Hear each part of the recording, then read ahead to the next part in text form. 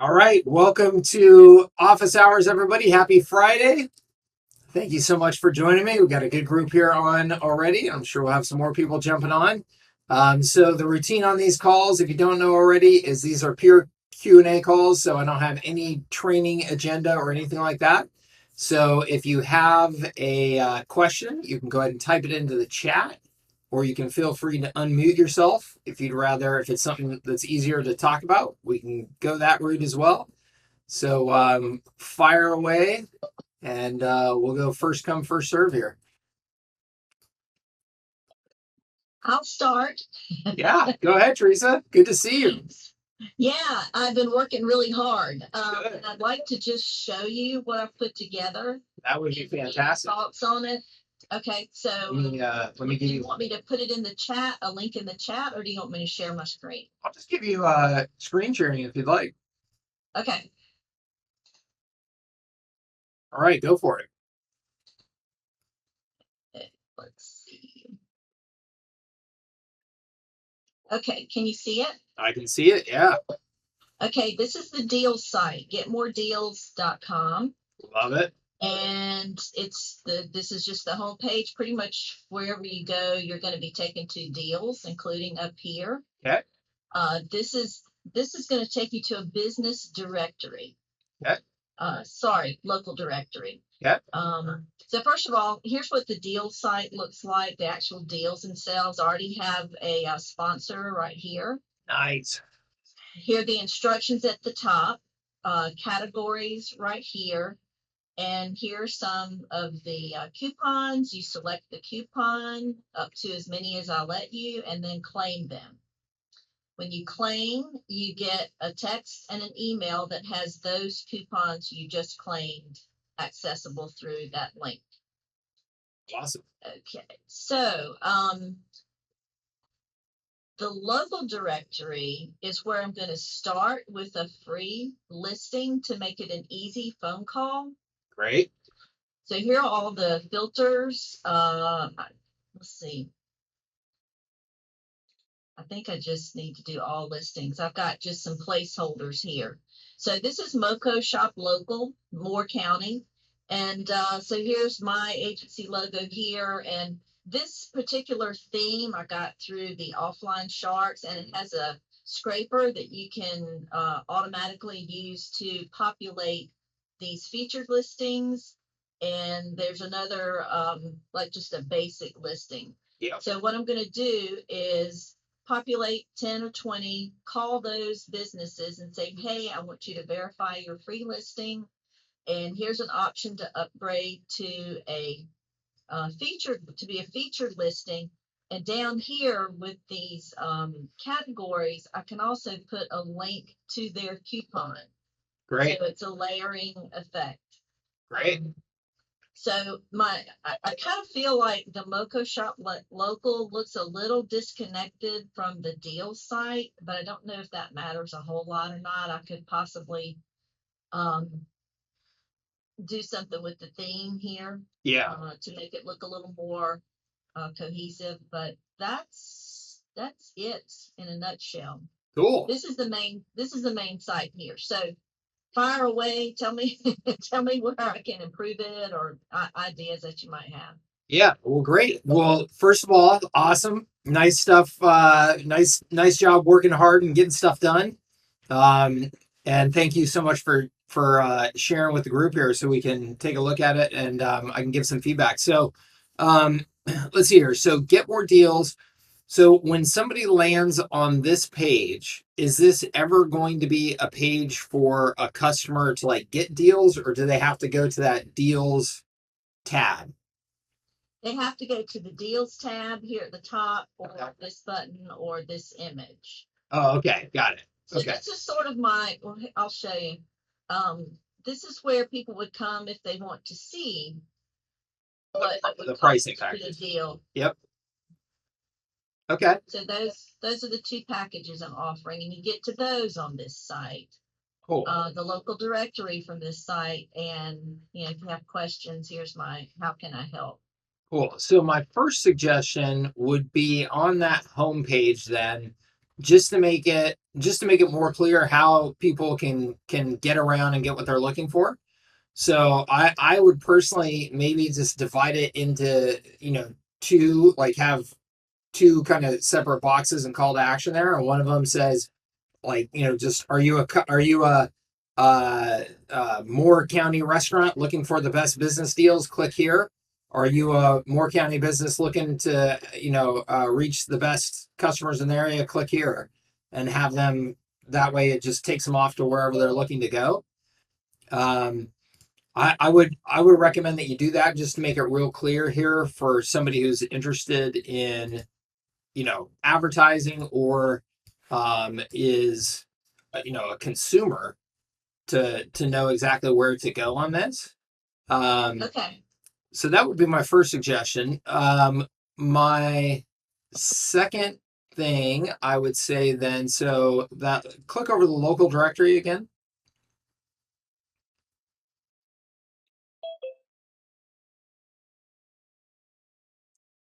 Cool. Yeah, so I I don't know. I'm not too worried about these looking and feeling like two different sites. I mean they are two different sites, so I think that that's okay. Um, do you want to put some branding and imagery on there to make them feel like, hey, they are more a part of the same kind of brand umbrella? I think that you could do that, but I don't think it's a huge deal either way. Yeah, I would like to do that, and that's something I can work on. I want to get something out there so I can Oh, do totally. that later. Yeah. Yeah. Yeah, absolutely. So then go back to the deal site again. And so business info, that's really like your advertising. Mm-hmm. Okay. So I would consider changing that to like advertise with us, something like that, just to make Okay. that again just a little more direct as to what that link is for and who's going to click there. Okay. Um, and then otherwise, so getmoredeals.com. So when you are marketing deals out in the marketplace, and so I'm assuming that you will do some sort of promotion of these deals Hmm. someplace. Are you going to drive them directly to that deals page then, not here? I'm going to drive them here to get more deals. Okay. So then yeah. So then that clarifying that call to action, I think is really, really important then. And I think ultimately what you'll end up doing is the homepage, I think will actually end up being deals. So if you click on that deals page right now, I think ultimately this will become your homepage, Yeah, because interesting that you say that because oops, this is an iframe, and what I wanted to do was insert that as a page, as this page. But right now the iframe only shows up like a little bitty window. So there's some coding, I think, but that can fix it. But yes, my original idea was to have that whole what is now under deals to show up here and fill this whole page. yeah, I think that's what you want to do. I mean, like if you go to Groupon right now, when Mm-hmm. you land on Groupon, it's all of the Groupon deals that you see, right? I mean, businesses that are advertisers understand, when they see an advertising opportunity, they understand that. So, really, what you're trying to do is make this easy on the customers. You want to make it easy on consumers to get and use the deals. So you don't want to put another step in their way. Just take them right to the deals page and let them start getting deals. Right. Okay. Then I'll submit a ticket to the other folks to see if they can um, give me some iframe code that will not take up the whole page, because I've Cool. tried several things and it just winds up too tiny with its own slider, and Yeah. that's not going to work. So Yeah. I need Awesome. it to look like this, but with my Get More Deals header on it. Yep. Yep. Yep. I like it. I like it.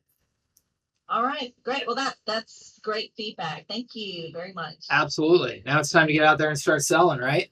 Yeah, I'm hoping next week I can start making phone calls and starting ads and things like that. Good. I love it. I love it. Well, nice job. Yeah. And Bob said perfect play on the county name, and it is. I love that. I think you've got it. It's such good. Easy one. Yeah, such good branding to be able to run with. Yeah. All right. Thanks, Mike. You bet. All right. Who is next? I think I see James. Didn't I see you raise your hand? Yeah, I have a question. I'm on Long Island, Okay. and there's a lot of events that go on Long Island. And I want to build a newsletter similar to yours. Yeah. And because when you search for events on Long Island, it's all fragmented. Yes. You can't find it in one place. That's right. So I think it'd be a perfect, scenario. I happened to be contacted through LinkedIn by a company looking for a VP of marketing to inhabit. And I was looking at it, and it was called Discover Long Island. So I went to their website, and it was a beautiful website. It was perfect. But I was wondering why I could never find it, because they're listed under tourism. Yeah. It used to be tourism, Long Island, uh, and now they changed it to Discover Long Island, what have you, and they got a board of directors that's a who that has all the resorts owners and that and what have you. What I want to know is, I think there's always room for competition, For sure. and I wanted to get your feedback on that. Should I go forward with that or find another niche? Oh, wow. So, I mean, I can tell you out here in San Diego, as an example, there is a major, San Diego focused website, newsletter, social presence that is more like what you're describing. It's focused on the tourism. So it represents really all the resorts, the hotels, the conference center. And it's a fantastic business, but it's not my business at all. Locals don't consume that content. It's all really geared towards getting people from out of state to come to San Diego for their conference, for their getaway, whatever, for meetings, things like that. So that's a totally different, it's getting real clear about who's your customer avatar, right? So my customer avatar is people who live here in San Diego, who go out and spend their money in San Diego every day, and they're looking for new restaurants and new events and things here locally. So it's a totally different audience. So there's plenty of room if you segment, if you're clear about who your avatar is, there's absolutely plenty of room to have more newsletters in your market for sure. And then even within San Diego, there's 5 different newsletters I could start here in San Diego that would all be viable businesses, that are all completely independent of each other. I could do one around real estate. I could do one just around restaurants and bars. I could do one around lifestyle.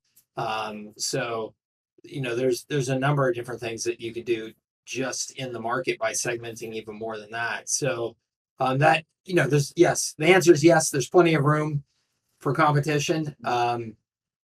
And it's just a matter of determining exactly who it is that you want to target and sell to. When you did set up your newsletter, how long did it take you to monetize? Not long at all. My newsletter, I started getting advertising when I was just at about 1,000 subscribers, which I got to 1,000 subscribers like in 45 days. And you know, and that's really just dependent on budget. I mean, I could get to 1,000 subscribers in a week if I, just put the budget to the ads to do it. So Right. the cool thing about media and about selling advertising is that everything that you do to get attention feeds itself. It creates revenue opportunity for you, and that's one of the things I love most about the model. Whereas let's say I just had an agency and I was advertising my agency.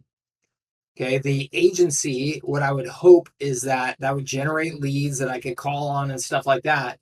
But at the end of the day, my ads did not help my product in any way. Because I'm an agency, my product is then to go and do work for the customers that hire me. Versus when I have a media business, so let's say I advertise to build my list, and I do that by doing a giveaway for a food festival that's coming. Okay. So all of that advertising that I do to build my list creates advertising for me, because advertisers out there see that happening, see it everywhere because I'll be advertising like crazy, and they go, how do I get my business in their San Diego's advertising and content? So the more noise you make as a media business, the more revenue you generate. It all feeds itself. So when somebody's getting started in this model, I can always hear like the hesitancy of, well, yeah, but I'm going to have to advertise to build my list quickly.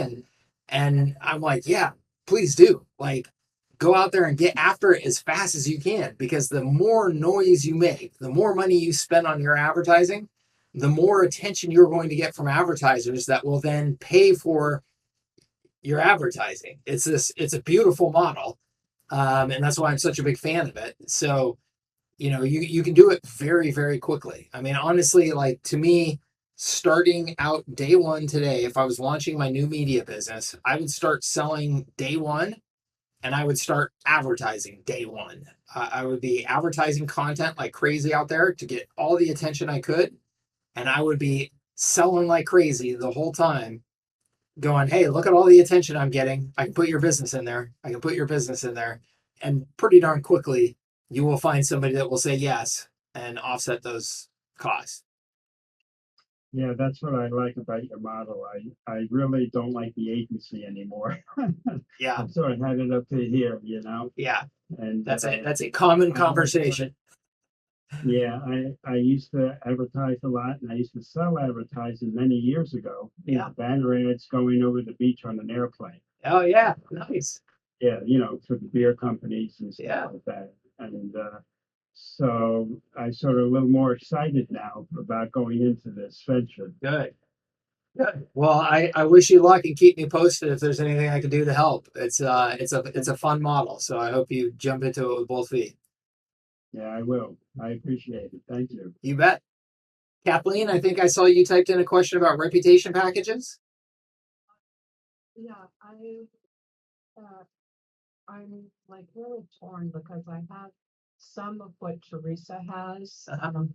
I had set up a local media website a while ago and had actually gotten intimidated because of the type of content you had on there, San Diego, and I didn't have the budget, to deal with writers like that.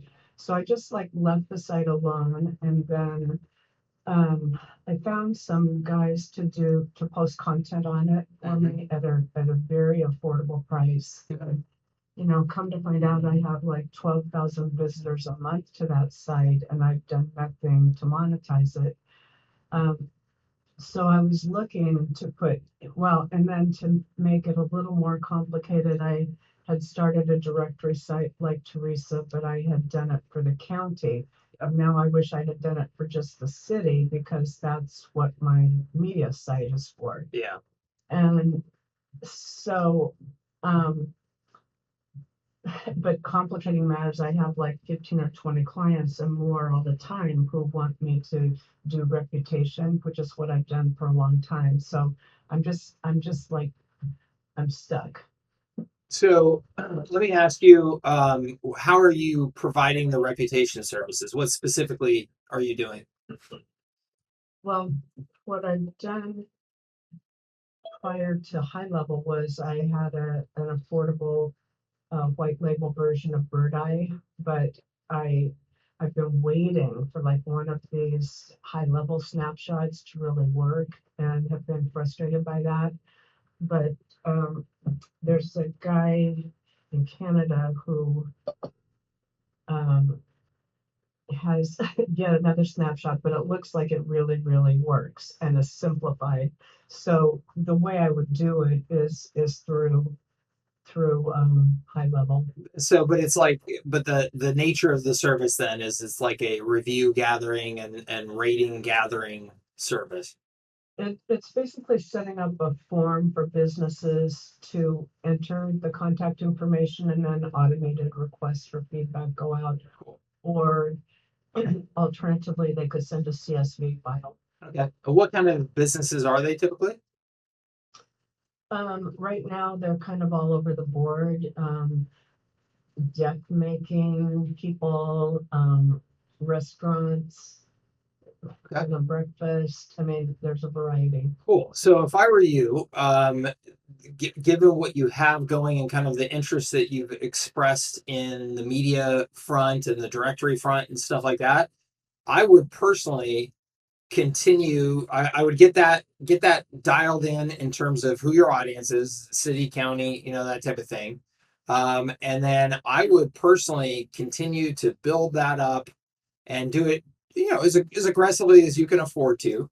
But I would make a reputation service that incorporated those properties so that now you're tying your reputation service into something that is more proprietary. It's your asset. So the way that you could do that, just as an initial idea, is that you could include a piece of content about the business that is hiring you for reputation work. So reputation, I know a lot of times in the kind of agency industry, reputation services end up largely being just about get reviews and post reviews, but reputation is so much bigger and broader than that. And if you're a bigger company, you realize that you spend $1 bazillion a year on reputation, branding, right? It's getting your message out there, of controlling the message, repeating the message. That's all about reputation. It's a more sophisticated approach to reputation. So if you can take more of that approach and help your small business customers with that, then you're providing a really powerful service that is helping those businesses kind of on two fronts of the reputation spectrum. So seeing reviews and stuff like that, that's typically when either I've searched for a particular thing, show me the best Mexican restaurants in whatever, or I've already heard the name of that business and now I'm landing on it and I'm looking for that proof to make me feel more confident to pull the trigger. So now I'm seeing that reputation there so I can see what other people are saying. But there's reputation way before that, which is just, how did I even hear about that business in the first place? Did it leave a positive impression or a negative impression? The way I heard about them. And that's what PR firms are hired to do. PR firms are hired to create content that's positive in nature and get it on sites like yours or mine, there in San Diego.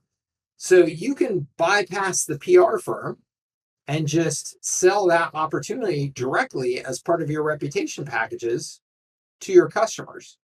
So now your reputation packages can include the tools that capture reviews and ratings and things like that and post those, as well as content on your site. You could even incorporate those reviews into the content. So you could do that, to kind of blend them.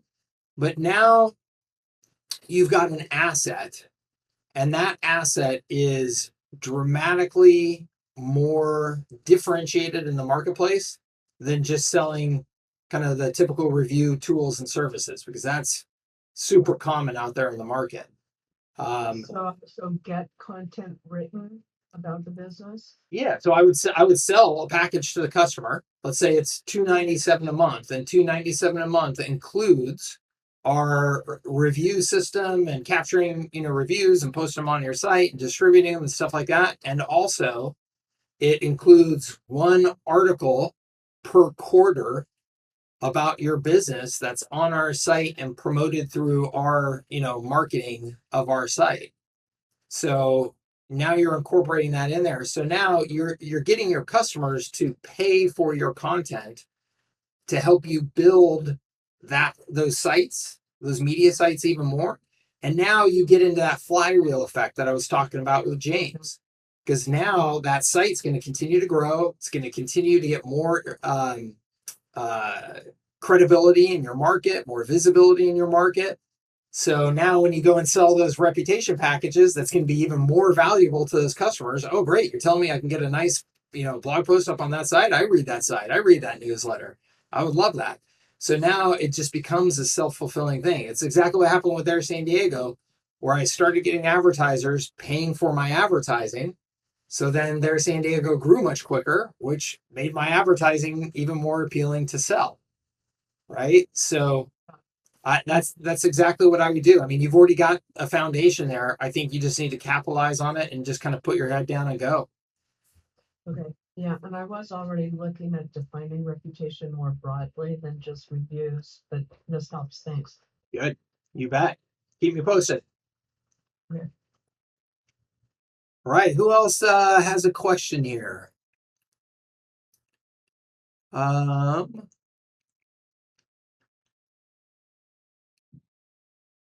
got a question? Don't be shy. Feel free to type them in or raise your hand. Oh, Hey. Daniel, go for it. Yes. All right, brand new to this whole world here, or your world, I should say. Awesome. I just welcome. downloaded a crap ton of your little products last night. Awesome. I heard a bit about you actually through your friend Rob Bailey. Oh yeah. So I've been kind of like false starting in the agency business for a few years, and I think a lot of it I resonated real strong with what you're saying about the model. Yeah. So when I first started, I started with a friend, and we just were like, whatever anybody wants, as long as it's digital marketing, we'll do it for you. Yeah. And kind of felt stuck after a couple of years, so we parted ways. And then I just kind of had a couple of side clients for the last couple of years. But I really want to get serious about it again this year. Trying to sell the current business. Like I have a photo booth business with my wife. Cool. And not scalable. So looking to sell that and get back into the agency world, but I don't want to kind of like your story, or like when you got back into IT. Yeah. I wanted to use a model that actually would scale, so I'm really thinking that through. Yeah. So right now I've got like 3 chiropractic clients. Facebook ads is kind of what I focused on. Mm-hmm. And Rob Bailey's design of doing the DR and doing that sort of thing, kind of high ticket on the front end with hopefully a back end. That's attractive, but it's not as easy to get people to stick on the back end. Sure. And so I guess I have a couple of questions. One would be on the model side. Mm-hmm. Can you see a hybrid of those things working, where you get like a high ticket front end, you get them in your world, and you got plenty of cash to pay for like the salesperson and all that, and then more not low ticket per se, but lower no-brainer pricing to keep people on like several products for years? Absolutely. Yes. So the answer is definitely yes. I am. And in fact, here I'll share real quick, and you guys will see this in a presentation here very shortly. But I'm putting together a presentation because it's a pretty common question. People asking me about the math behind the model of selling recurring revenue and some of the lower ticket versus higher ticket and all that good stuff. And so I'm putting together a model to show people how the math in this business works. And like I said, I'll get this out to you in a presentation here very quickly. But the some of these acronyms that you may not be real familiar with, but CAC is customer acquisition costs. So let's say that we're spending $1,500 to get a customer, which is not high at all in the small business space.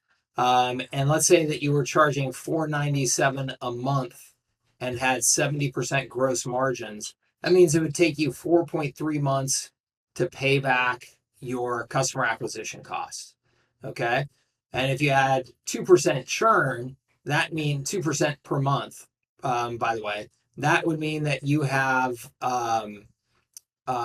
lifetime value of that customer is $17,000.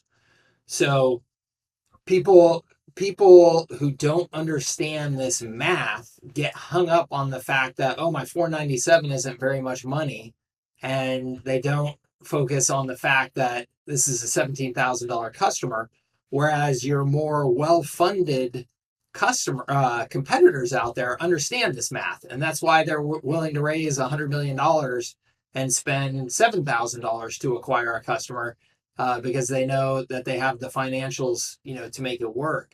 So if you are saying, hey, I need to get this payback period down to 1 month, like I can't go in the hole, like if this takes 4 months to get my money back, then I need to do something to get my money back right away. Well, then what you need is a $1,500 startup cost somehow, right? That would get you to break even right away, and then now you're making money on the customer every single month. So Got it. so yeah, so really understanding that math. So in my opinion, in almost all cases, $5,000. I know it's sexy to be able to sell, to be able to sell to you guys. Hey, you can get a $5,000 upfront. I understand the appeal of it. I understand that it's sexy. It, in my opinion, is almost always costing you dramatically in terms of the long run building of your business, because there are your opportunity cost, you're flushing down the lifetime value of that customer down the drain.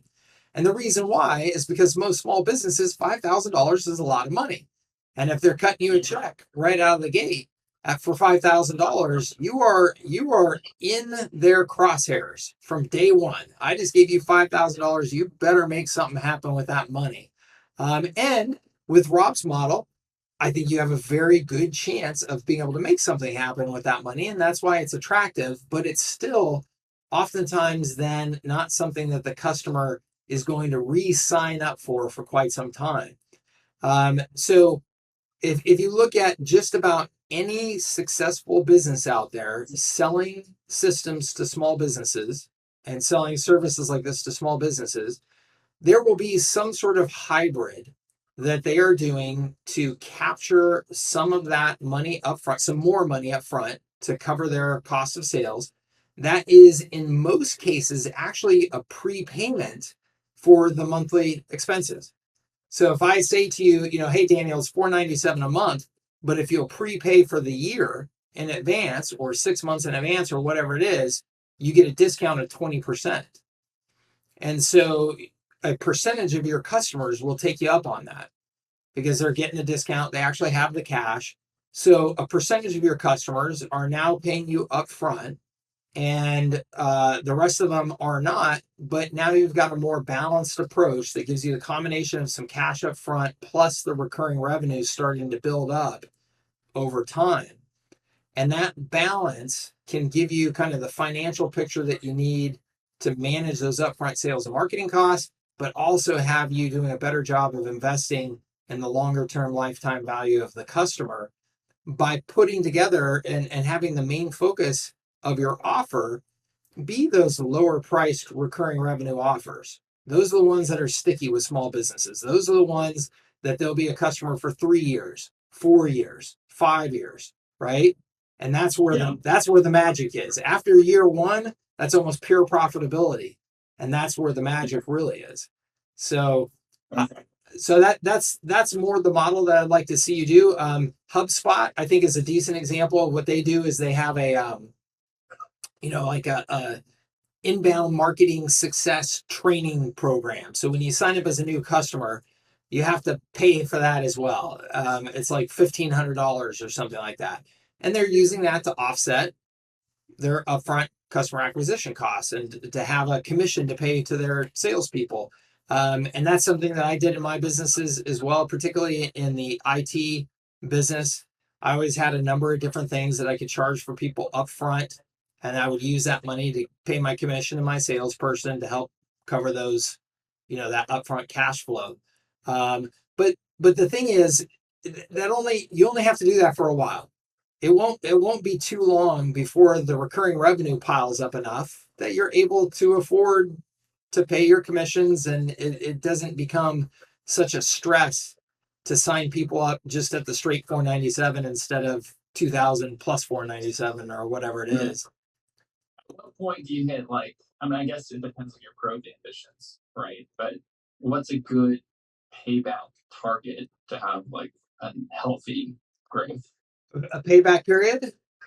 Yeah. Yeah. So I think for most people, if you're unfunded, so you're not raising venture capital in any way to be able to pay for your sales and marketing costs up front, your acquisition costs up front. I think 3 to 6 months is a good target number. A lot of businesses operate out there more with like a 6 to 18 month. And I can tell you that with Everon, my mindset was 1 year. That was 1 year before a customer really became profitable. So, but if you're recovering your costs in 3 months to 6 months, I think that is a very, very viable. Even if you're just bootstrapping it, you don't have the cash to invest. Because if I go back to that slide here, hold on, let me my handy dandy digital whiteboard here. Hold on. This is my favorite new toy. I love to draw on it. So let me get this out here. So if you were to, I'll just do some scribbling on here. But if you were to do a, let's see here, if you were to do a start from scratch approach, so this is just you selling, and maybe you're running a little bit of Facebook ads or something like that, but really the cost of all this is you. Okay. And most startups don't evaluate the cost of you fairly in their models. But let's say that I'm saying it's a $2,500 customer acquisition cost. If it's just you getting started, really where that number comes from is an assumption that, okay, if you were a salesperson on your team, a good salesperson is going to want to make 10 grand a month. Let's just say selling to small businesses, like that's a good target number to say, hey, a small business salesperson wants to make that much money with salary and commission. So if I said, okay, you sign 4 customers a month and it's just you, Daniel, selling, but I go ahead and assign this number to you, even if you're not paying yourself that yet, but you sign 4 customers a month, well, then that's $2,500 per customer.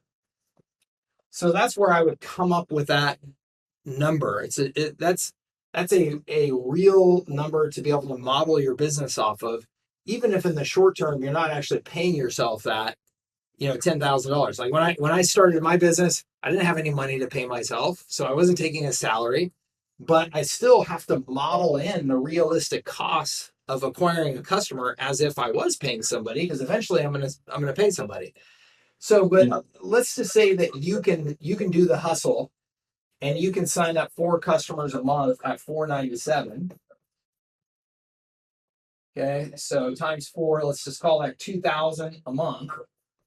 Okay, so now after 4 months of doing that, you're at $8K a month, right?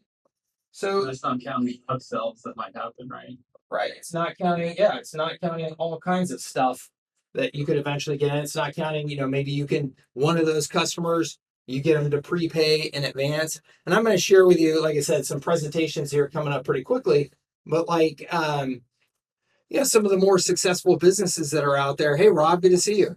Some of the more successful businesses that are out there selling to the SMB space, they're getting about 35%, I think, or so is the number I saw of their customers to do a prepay on an annual agreement. So if you got a third of your customers to prepay each month that you're signing on, and let's just say it's a quarter, so you get one of these to prepay, one of these 4 to prepay, and it was $497. If I was $6,000, give it a discount of 25%, $4,500. So now you're getting $4,500 up front plus the 3 at $497. So you're starting to be able to make your cash flow work a little more quickly and a little more easily. But it doesn't take long. And that's the thing that I really want to stress to people, because I see so many people in this industry make the mistake of They go out and sell the $5,000 package.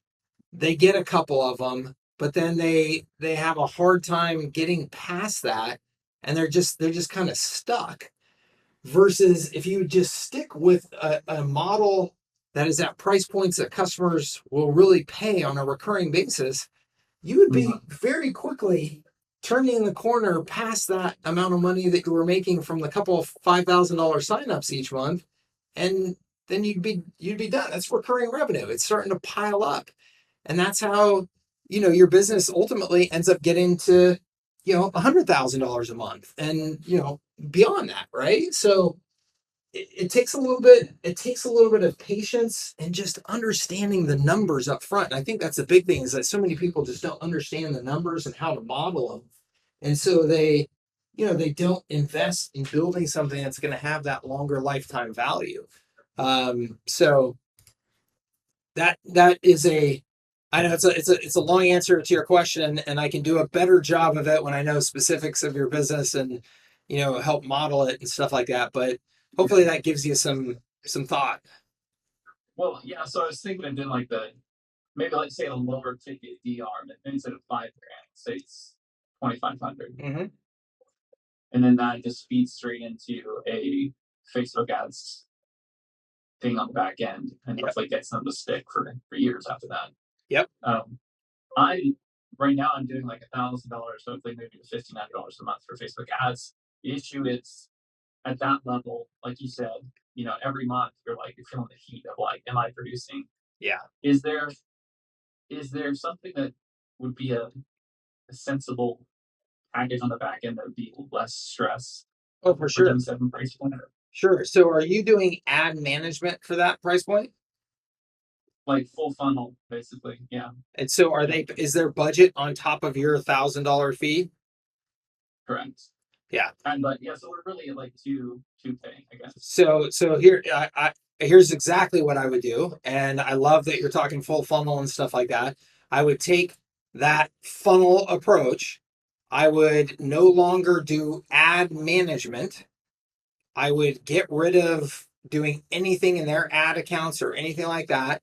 From now on, you only run ads for them from your ad account, and you just do it for a flat fee, and you make it cheaper.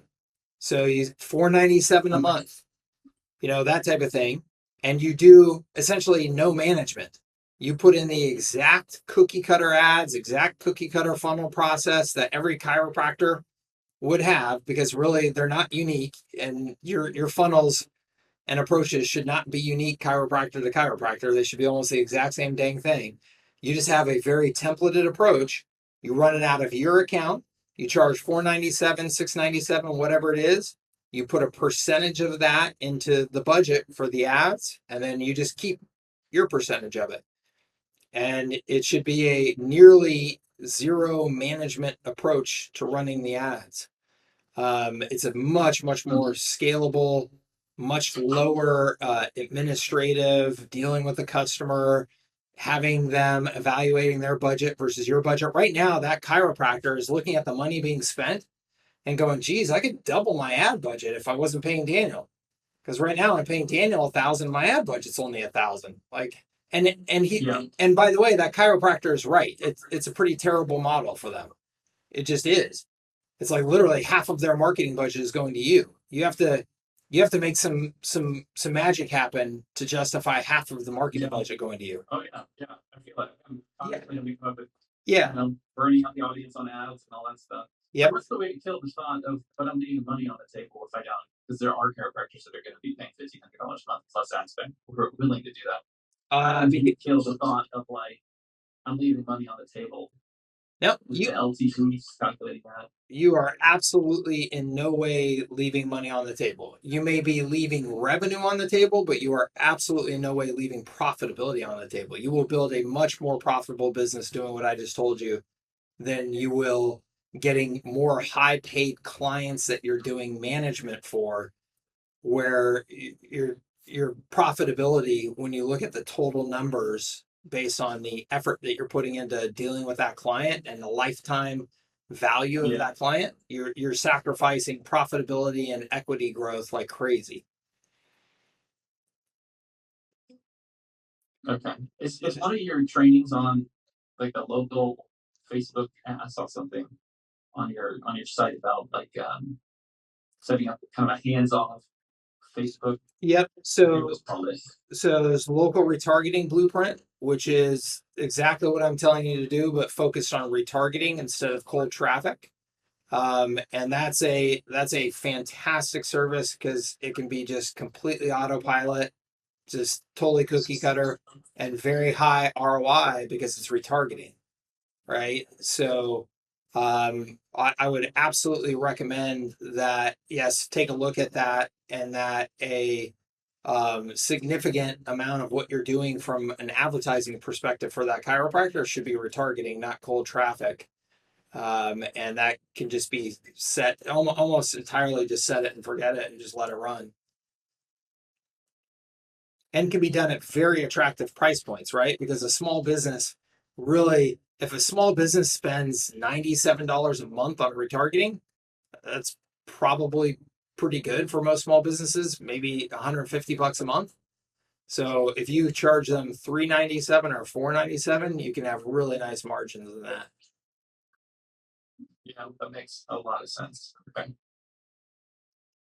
And there's a concept, I don't know if you talked about this, but I used to sell insurance or recharge. I had it like years and years ago. Mhm. And one concept that stuck out to me was if you just sell one line to them, then you're not their agent, you're just the person who sold them insurance.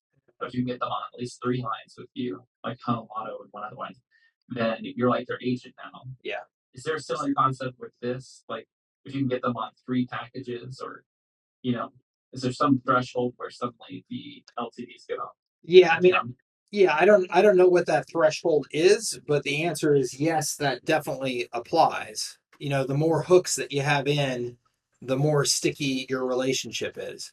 And so ultimately, yes, by selling in additional services. And the great thing about HighLevel is that if you can make some of those services be more tools based, where they are putting data into the system and using the system, usage is the number one factor for stickiness.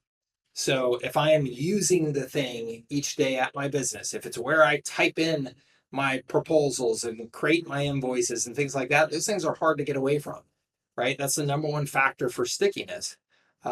So if you can then, incorporate the website chat so that now people are using the conversations tab in HighLevel to follow up with their prospects.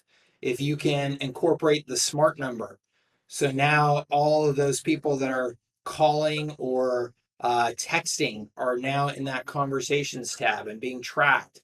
If you can get those things incorporated in there, now you've got base monthly services that you can charge whatever it is, 97 to 297 a month for type of thing, that are going to be super, super sticky, right? Once people are using those, if the price is right, I'm never going to go away from those. I mean, right now, I mean, at HighLevel, I've got HighLevel web chat and SMS incorporated into everything I'm doing. It will be 10 years before I ever even look at something other than HighLevel, unless they just completely fall apart on me, right? So, Yeah. you know, Okay.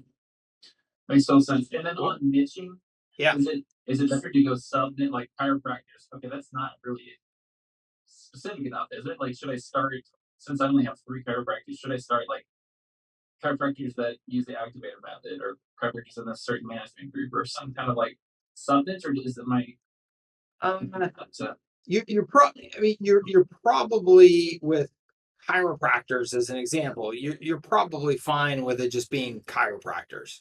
Um, but that doesn't mean that your marketing channels won't be more specific, right? So your service and the way it's designed and the way it's messaged and things like that can be for chiropractors. But you could still, though, find a channel, chiropractors that are using, I don't even know what is that, with activation method, and maybe there's specific, events for them, trade shows, get togethers, training, whatever that they all go to. So then you go to them and you position yourself as oh, we're the service provider for chiropractors using the activation method. And then you go across the street to the other convention, it's the chiropractors using the whatever. You know what I mean? So Yeah, exactly. Yeah. Okay, gotcha. That makes sense. Perfect. cool. Thank Well, you. welcome, Daniel. It's nice to meet you. Yeah, same. Mike, appreciate it. You bet. Carlos, yeah, go for it. Hey, no, great question, man. Thanks, Mike. You bet. I'm wondering because I'm still, I definitely do want to scale. I do, and for all the reasons that you mentioned, and for all the reasons that I keep bugging you when I come to these calls. But it's tough figuring out what to what to test out. So I'm like, how many I know that you're all about high level right now at this point. Yeah. I'm wondering, when did you make that switch? When did you finally just go, that's the one, that's the thing that I'm switching to? Like, when did I switch gears to utilizing that tool? And then you just did math live, which was really dangerous in my opinion. But test the price point stuff, like that stuff was bewildering to me a little bit, because I'm like, 2,500 an acquisition, like, is that how much it really costs to acquire a customer? Is that how I still am a little fuzzy on how that worked. I know that you're factoring the cost of a salesperson that you're eventually going to outsource to, but are those numbers true at every tier? Those are two different questions, but does that make sense? Like, I know that you have $97, $497, and then $497. Is it still a $1,500 acquisition for?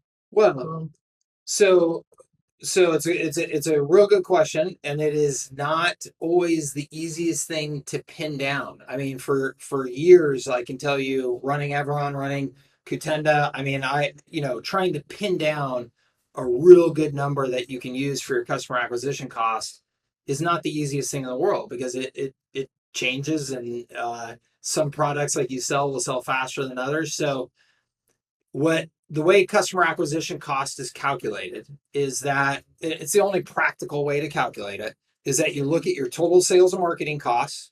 So salesperson salaries, benefits, commissions, Facebook ads, everything, right? And then you divide it by the number of customers that you acquired during that time period. So if it was 1 month, you spent, $25,000 and you acquired 5 customers, then you would spend $5,000 per customer to acquire them. So that's the only practical way that is calculated. Now, what is a realistic number? I'm going to share with you some stuff when I share that presentation. Facebook or HubSpot as an example, because people love to point to HubSpot as the small business case study. So HubSpot has never been profitable, by the way. 1, and 2, their estimated customer acquisition cost is somewhere around $14,000 per customer. And when they first went public, that number was somewhere, I think, around $8,000 or $7,000. And the number, it looks like, has continued to go up and up and up every year, to the point where now HubSpot no longer publishes their customer acquisition costs publicly in their public reports, even though they're a public company. They've stopped reporting that number. But of course, financial analysts will, they figure out that number and estimate that number. It's not hard to do. So, somewhere in between, let's just call it, though, let's call it $10,000. Let's say $10,000 per customer is what HubSpot is spending. Okay. Now, that can work if the lifetime value of their customer is typically the number that you're looking for, the ratio that you're looking for, is that lifetime value is at least 3-to-1 customer acquisition cost. So if they're spending $10,000, the lifetime value of that customer needs to be $30,000. Okay.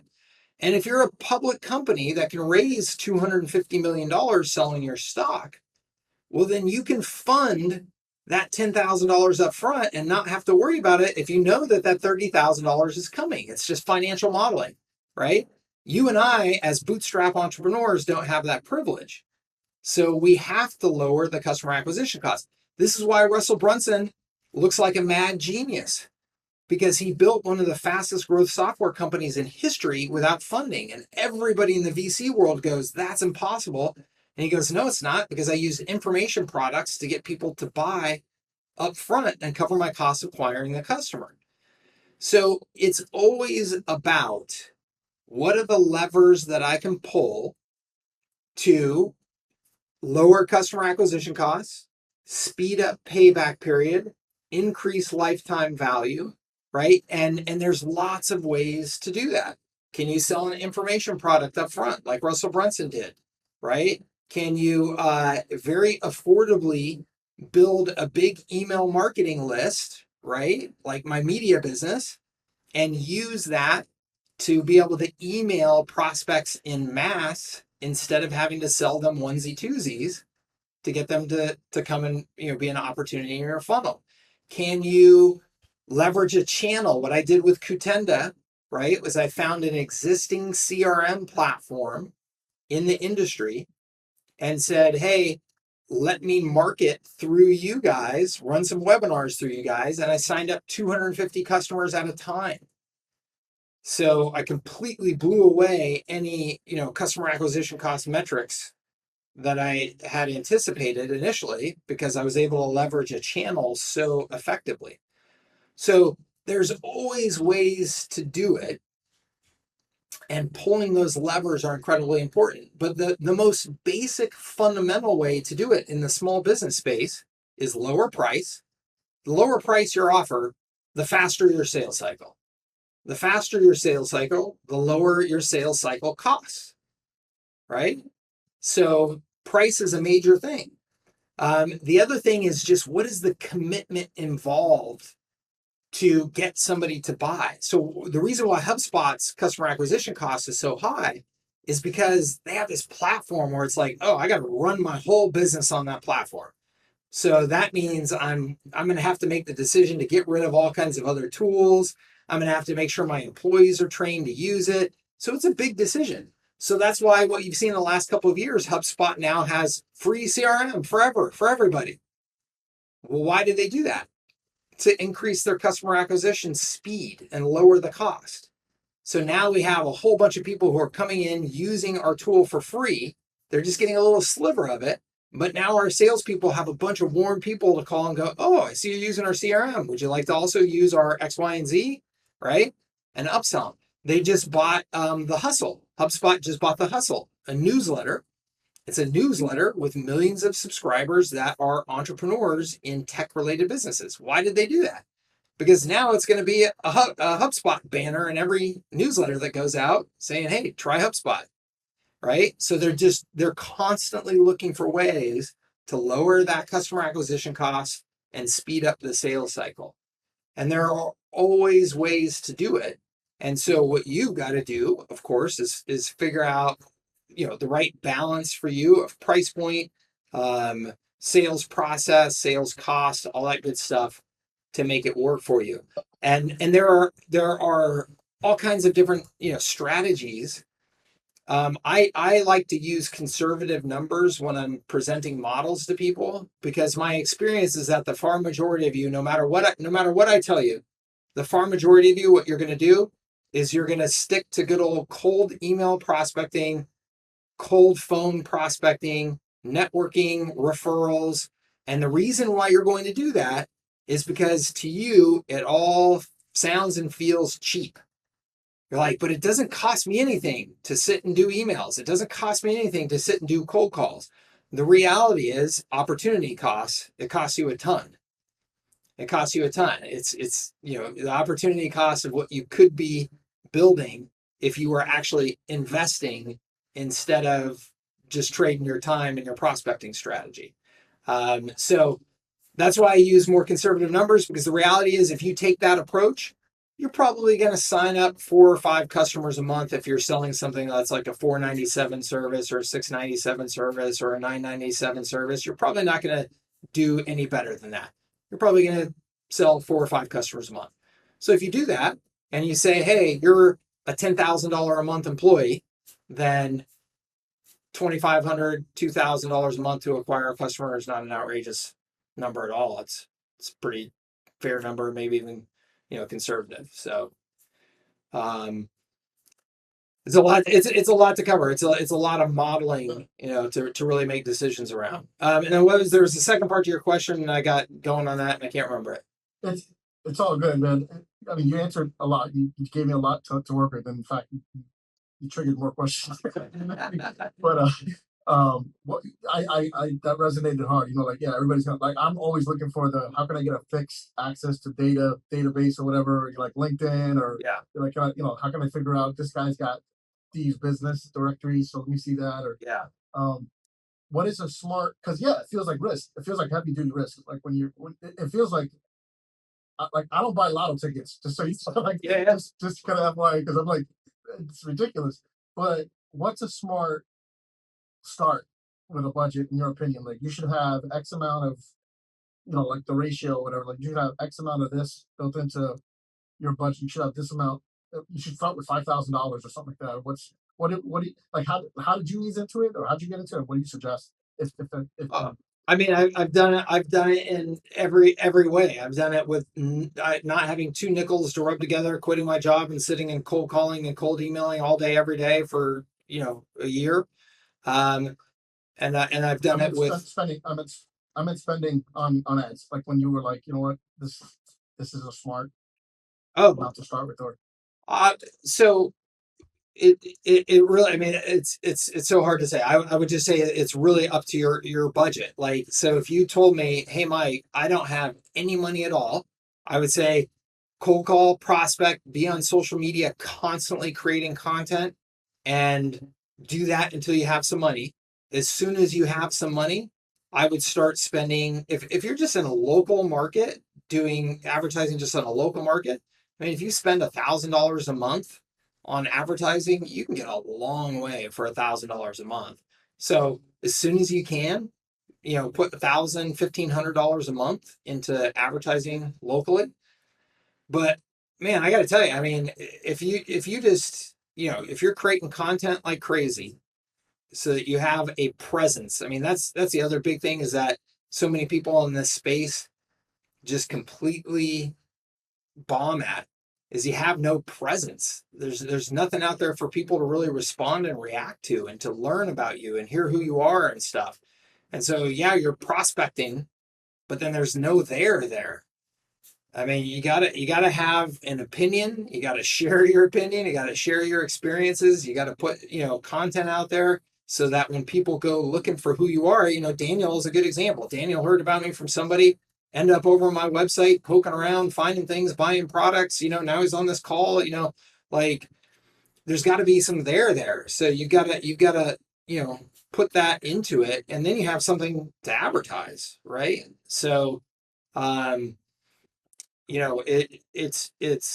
it's hustle when you're getting started like that more than anything. But if you're just in a local market, really, like I said, like a couple $1,000, $1,500, like that's a good marketing budget, or ad budget, I should say.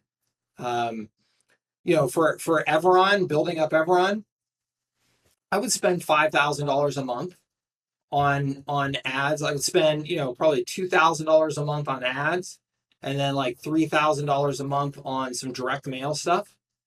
But I built a $6 million, $5 million recurring revenue, $7 million, plus project revenue business doing that. So it doesn't have to be a huge budget at all. yeah, thank you. Yeah, it's definitely because I mean the first signs of I'm the type that the first signs of like if it's not work if I don't feel like it's getting traction soon enough I'm like forget about it and I feel like that's my bias for sure and I feel like it's a common thing but it is a common thing, but you gotta stick with it. You have to be realistic about what is the sales cycle of what you're selling. Okay. The more commitment what you're selling requires, the longer that sales cycle is. And so I can tell you right now, if you're looking to sell, hey, get on my system, which requires them to replace any other system or anything like that, you're looking at a 90-day sales cycle realistically at a minimum. Okay. Teresa is selling a deal. That can be a single day. I go to her website and I go, oh, it's $97 for a deal. Teresa, here's my credit card. Let's try one of these deal things, right? There's no commitment. My commitment is $97 on a credit card. I don't have to train my team. I don't have to replace any systems. I don't have to think about, is your system better than this system? It's just, let's put a deal here and see if it works. Awesome. So she's now got a great foot in the door, fast foot in the door, to be able to potentially sell other stuff, right? So, but you got to understand that sales cycle. You got to understand what you're selling and what's required. And so if you're selling something that requires more commitment, but you don't have the commitment to see the sales process through, you're never going to make it. Rick, are you still there? Says new member here, Mike, got an avatar niche question for you. If you're still here, Rick, go for it. And then James says, where do you find the industry cost per client for dentists and vets in their niche? James, if you're referring to the cost of you acquiring a customer in those niches, you're not going to find that data anywhere. You're going to have to create that data. I mean, it totally depends on what you're selling.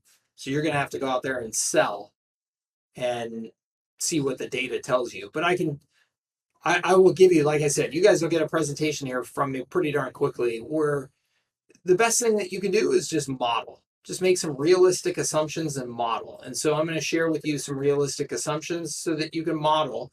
And then that model will at least give you some bumpers. It's not way over here and it's not way down here. It's somewhere in between.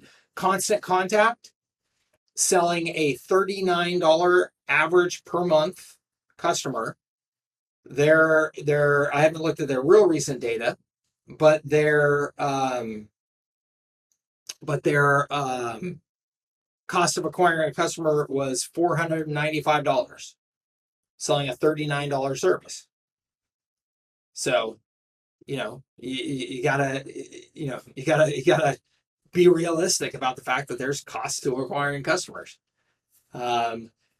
James says no to the doctor's clients. Okay, James, well, you can probably look that up in just some industry information. So I would literally just look. I would Google, cost of acquiring, family medical practice patient, cost of acquiring, med spa patient, the cost of acquiring plastic surgery patient, depending on what kind of doctors you're talking about. I would just Google that and you will find that data. Somebody's got that data in those industries because those industries are so big and established. Yeah, Carlos, yeah, Statista's pretty good with that sort of stuff. Yeah. And look, you can find anything on Google, guys. If you just get in there and Google around, you'll find that information. All right. Hey, gang, I have to wrap it up. I have to go. I have an appointment here in 20 minutes that I have to get to. So thank you so much for being here. I appreciate you guys coming to office hours. I hope it was valuable for you. It's good to see your faces. Nice to meet some of you for the first time. And we will see you on a future call. These happen every other week. In between now and then, see you inside the Facebook groups and get out there and get after it. We'll talk to you soon. Bye-bye.